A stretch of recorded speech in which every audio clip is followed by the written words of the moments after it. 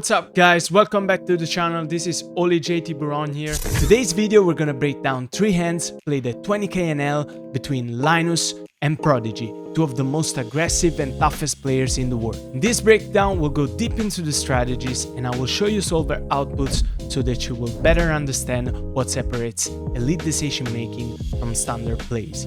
Now without further ado, let's jump right into it. First hand, let's see. We have the king 5 and we see a 3-bet from Linus. Of course, this is gonna be a low frequency 3-bet with the 4-3 suited. And with the king 5, I think at this rake you have mostly a call. I think a low frequency 4-bet is fine with the low king X region. See a 10-7 deuce here as Linus. I would go probably with a polarized strategy, probably a pot size bet. You can go with multiple strategies here. You can go b70, you can go b50. It's a 10-eye board, so not the best one for the 3-better, since the in-position players got a lot of offsuit broadways. But overall, not the worst board ever, since it's a 10-7 deuce. Of course, way better than a 10-5-3, stuff like that. With the 4-3, of course, I think you need to just give up this hand. I don't think it's good enough to bluff. Don't have good blocking, you just block folds, so I think overall you should be giving up this hand most of the times. We'll see what Linus does. Okay, Linus checks and we see Prodigy with the king 5. Here I think you can stop this hand. I will not stop all the time, but having the king of hearts is actually good. The 5 of hearts is decent, and in heads up you can start bluffing with these low equity hands right from the flop. So I think the king 5 makes a good betting hand. I don't know the frequency specifically of this hand, but I think you can go from a 50%, stuff like that. Let's see what Prodigy does. Okay, Prodigy checks back and the run out is the king of spades. Now, here as far as Linus, I would go still with a pot size bet or even an over bet since we're a bit deeper. I think I want to go with a good king. Yeah. Basically that's my range when I go for it. I'm gonna have some sets that slow play the flop, but I think I will mostly slow play them on the turn too. So ace king is going to be checking, mixing some frequency, of course. You're gonna have the king queen, stuff like that. When you check the flop you can easily aggro the turn. I don't think 4-3 is a good hand to bluff. I think this hand is mostly a give up. You're gonna bluff mostly with some sort of equity when out of position in these scenarios, so I would pure check this hand. Let's see what Prodigy does and let's see what Linus does. I think Linus is a good player, he knows he's supposed to be checking. Of course he checks. And with Prodigy's hand, I think you can go for bet a lot of times here. When your opponent checks twice, it's basically saying it doesn't have that many king X, doesn't have that many hands that wants to play for stacks. And usually a top pair in heads up is strong enough to go for stacks in most spots. So I think with the king 5, I'll say you can bet a good amount of times. But sure, it's low king X region, so you can check this hand with some frequency. We'll see what Prodigy does. Against Linus, you could probably bet a bit more than a solver. He likes to bluff catch a lot. We see the check line, and now Linus has a decision. And I think here you want to be playing mostly block bet, intermediate, like something like 30% to 50% is going to be fine. Don't have that many good hands in this line. It's a pretty passive line from both players, so we're gonna play for a second pair type stuff, maybe some low top pairs, stuff like that. So it's not a spot where you want to go huge. Sure, you're gonna have some pretty good hands that might, the combo specifically might want to go for a big bet, but it's not that much. And both ranges are pretty weak, so I'll say you can go for a small bet, something like 30%, 25%, or even 40%. It's basically how you want to approach. You can have multiple strategies that are close in EV. We'll see what Linus does. I think this hand, specifically some of 5 eyes, 4 eyes type of hands. You don't want to bluff them all the time, but this time you do have the 3. The 3 is a complete unblocker because in position player doesn't have a lot of 3s that folds. So I think this hand can be bluff a good amount of times. Let's see what Linus does. I think he will take it. Yeah, wow. So he goes for actually for a big bet here. You can see. He goes for a B70, if I'm not wrong. 15 big blinds. It's a pretty big bet. He's basically wrapping ace queen, maybe some king 8, king 9, stuff like that, low king X that check the turn. I'd say this is a bit big for my taste, but it can work fine, of course. And Prodigy, of course, has just a snap call with a top pair against a good player. Not much to say, and Prodigy wins the first one. Let's go to the next one. So second hand, we have a single raise pot. We raise as Linus, and Prodigy defends the big blind with the 7-3 suited, and we see a 10-9-7. So here, Linus can go for an intermediate sizing, something along the lines of B70, B67, it's going to be fine. And the Jack 5, I think, is a good frequency. You have the gut shot, you have the overcard to the 10, you have the 5 of diamonds, which of course is going to block some of his opponent calls. So I think overall you can go for this bet a bunch of times. Not sure about the frequency. I'll go medium to high frequency with this hand. Something like 70%. Okay. He bets for a B60 to B70. Let's see what Prodigy does. So here with the 7-3, I think you have mostly a call. We're a bit deeper than 100 big blinds, so I'm not very familiar with this kind of spots. But I think that with the 7x of diamonds, you're gonna have some low frequency check raise just because your hand just has a lot of equity and it's gonna make fold something like a 9x, no additional equity. I think most of the times you're gonna be just calling with this hand. So let's see what Prodigy decides to do. This time he calls and we see flush completing and a straight completing run out. So pretty hard run out to play, I'll say. And I don't think you're gonna play donk bets here as Prodigy. Maybe a solver would. I would not. And I don't think Prodigy is donk betting this spot, so he quickly checks. And Linus has a decision. So here, I think this hand is supposed to be a bluff a bunch of times. Just because you're gonna barrel here with 8x and mostly flushes. Of course, I think here maybe you can throw in some sets as a bets. Basically, 2 pair are still gonna continue a bunch of times. So, and pair plus equity is gonna continue. So I think also to have some board coverage when the board pairs, you're gonna have some 2 pairs or sets region, but just a low frequency. So with the Jack 5, I think you can go for a bet here, and I will take this hand a bunch of times. Again, not sure about the frequency. The sizing, I will go around 70% again.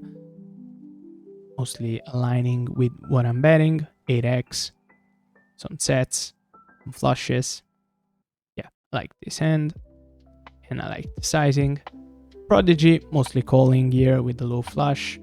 So I don't think you want to be playing a lot of check raises with this hand. You don't want to make the range of Linus mostly better flushes. So I think with the 7-3 you want to call most of the times. When we see a call, your king, Prodigy checks, and Linus has a decision. Now, here you can go with multiple strategy, of course.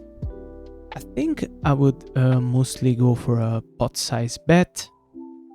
I think you can even go for some jams, because if you have something like an ace x of diamonds or a flush nut or yeah, mostly nut flushes are going to be jamming, I'll say. And of course you're gonna want to bet also the straights like jack 8, stuff like that. So I will split my range with 2 sizings here. I'm pretty sure you can play just one sizing and go like 150. And most spots on rivers, I'll split my range with the pot size bet and the jam. But here, I think you can go either way. You can go pot and jam, or you can go just B150. And with Linus's hand, I think you have a good blocking around the queen jack straight, like queen jack offsuit with diamond, or stuff like all the 5x flushes like 5-3, 5 deuce, stuff like king 5, jack 5, queen 5. Of course, you're gonna have a lot of blocking on the flushes, so I think this hand you should be mostly bluffing. But I'll bluff into the pot, because when you go for jams here, you want to have the nut flush blocker or the second nut, I guess, second nut flush blocker mostly. This hand specifically, I would go for a pot size bet, or you can go over bet if you want to play one sizing only. I don't know how Linus would approach here. We'll see. Yeah, we see the 150. Yeah, 150. And of course, Prodigy is just gonna call with this hand. You don't wanna isolate yourself against better hands here. You have a clear call. You beat some of his value, something like Jack 8 with a spade, stuff like that, and you wanna just call your hand. As far as Linus goes, I think I would prefer a pot and a jam. I don't know if this is a mono size, as you say, like this is your only sizing here. I think Linus would have another size, a jam size here. I probably bet that he has some jams here. I think overall, just a fine hand from both players here. Prodigy just has a call. Linus's bluff, I think it's theory approved. So let's go to the next one. Just a quick break, guys. If you're enjoying the content so far, like and subscribe to the channel. Let me know in the comments down below what you would like to see me cover in the next one. Now back to the video. Okay, so third hand, let's see this single raise pot, and we see a jack 8. Now Linus is going to be checking, and with Prodigy's range here, I would mostly go for a range bet. Jack 8 is pretty good for the pre-flop aggressor, since it's gonna have more Jack X than the big blind. With the 8 down, sure, you can even probably go for a slightly larger bet and not bet your whole range, something like a P40.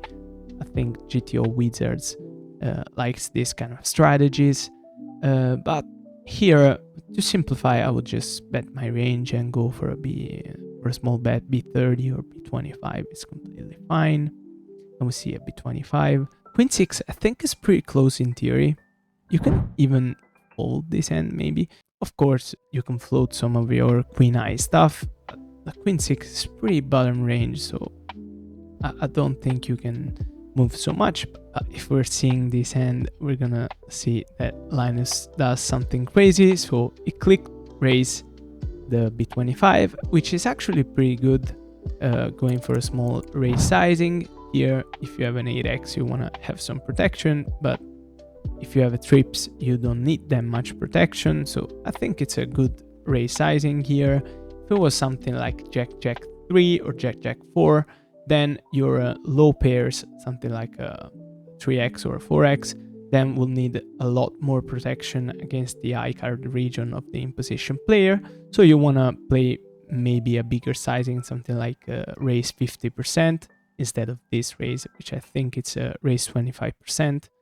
So good play from Linus, but I don't think the specific combo is good enough to raise. And with Prodigy's hand here, you just want to continue with the ace king.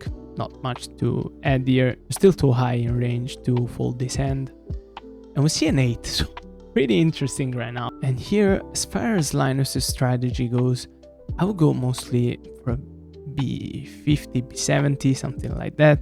You want to bet your 8x against their ace x region, and of course something like pocket 9s, pocket 10s. Maybe they're already folding. They're basically beating the same stuff, but they block some bluffs. So I'll probably just pure defend the ace king here against the bet. Let's see what Linus does.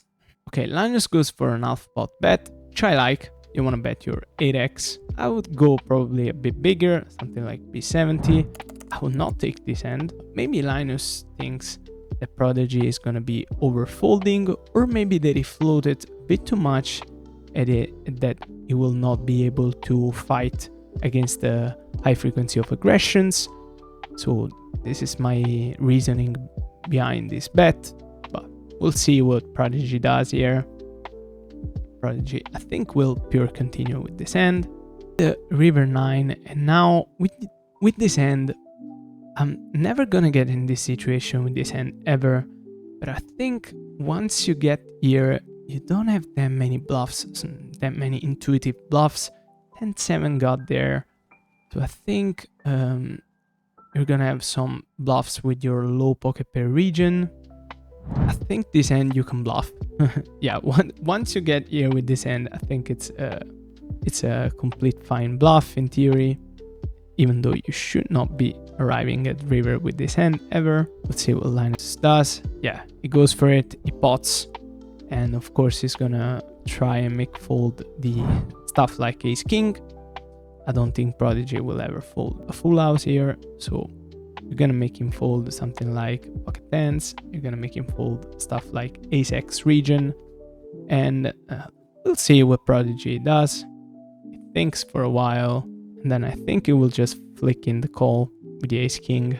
Yeah, and we see another huge bluff from Linus, but that's the difference between a low stakes player, mid stakes player, and these players. They're just not afraid of going for crazy aggressions. Basically, Linus is saying you're not defending enough against this line. We can see that Prodigy proved him wrong by defending maybe even larger than a solver would do. I don't know, maybe this is a mixed frequency, a mixed defending frequency in theory. We see the call from Prodigy and he takes down the pot. Okay guys, that's all for today's breakdown. If you enjoyed it, don't forget to like and subscribe to the channel. And if you want to see more hand analysis, I'll put another video over here, and I'll see you in the next one.